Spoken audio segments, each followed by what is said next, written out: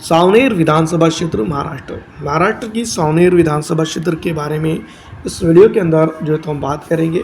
जिसमें सबसे पहले मैं आपको बता दूं कि जहां पर 2019 के अंदर विधानसभा चुनाव हुए थे, 2019 के विधानसभा चुनाव को अगर हम ध्यान में रखते हैं, इसके ऊपर जो तो हम बात करते हैं, तो यहां पर सावनेर के अंदर सुनील केदार जो तो 1,13,184 वोट हासिल करके जीत दर्ज करते हैं।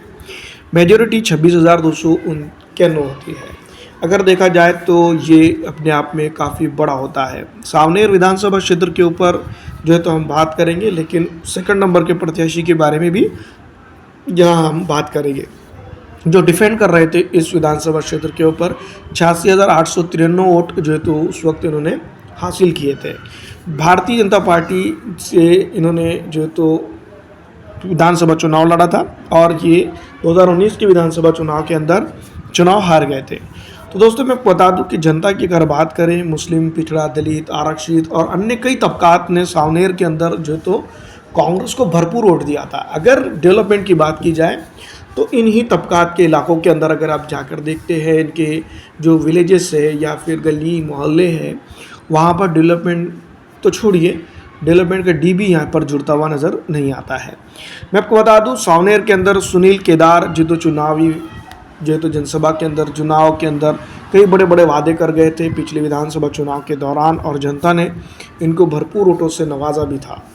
इसके बाद दोस्तों मैं आपको बता दूं कि यहाँ पर अगर वो एमएलए फंड को ही ज़्यादा से ज़्यादा तादाद में खर्चा कर देते, जनता की अगर माने तो काफ़ी विकास इन क्षेत्रों के अंदर हो सकता था। दोस्तों एमएलए फंड भी बहुत ज़्यादा आता है और 2.5 साल इनकी खुद सत्ता के थे।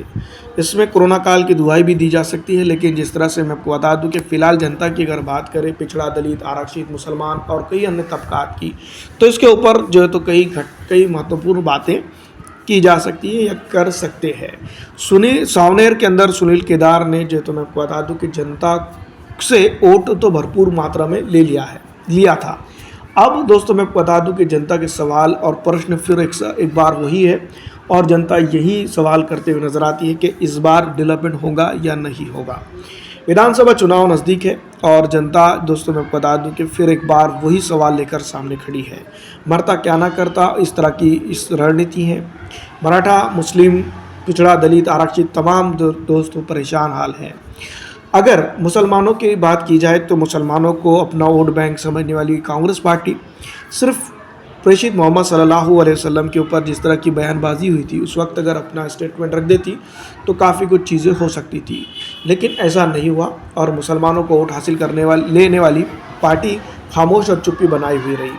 फिलहाल दोस्तों आप फैसला कीजिए और आप इसके ऊपर जो तो गठबंधन को वोट देना है या नहीं, आप डिसाइड कीजिए।